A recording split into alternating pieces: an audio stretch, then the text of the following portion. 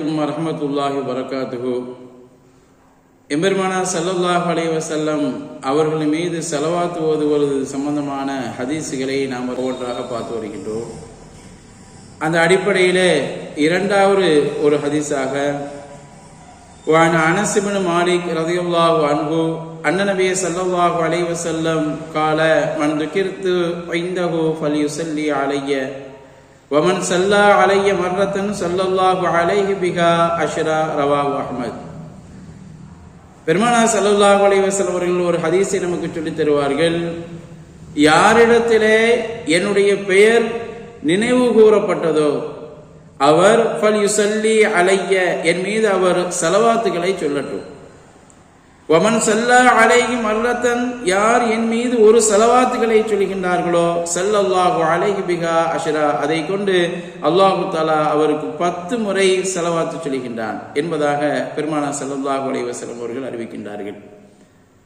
அன்பிற்குரியவர்களே, அல்லாஹ் பெருமானாருக்கு ஒரு ஸலவாத்துகளை நாம் சொல்லி 10 முறை அல்லாஹுடைய 10 அருள்களை அல்லாஹு தஆலா நமக்கு பொழிகின்றான் என்று சொன்னால் அது எவ்வளவு பெரிய பாக்கியம் என்பதை நாம் விளங்கிக் கொள்ள வேண்டும்.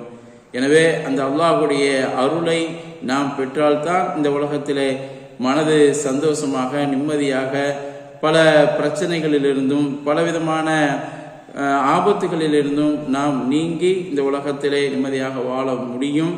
அப்படிப்பட்ட அந்த அருளை பெறுவதற்காக வேண்டி நாம் பெருமானாருடைய பேரை கேட்கும் பொழுதெல்லாம் ஸலவாத்துகளை அதிகமாக சொல்ல வேண்டும். அது மட்டுமல்ல, வாரத்தில் ஒரு முறையேனும் நாம் இந்த ஸலவாத்துகளை நாம் அதிகமாக ஓதிக்கொள்ள வேண்டும்.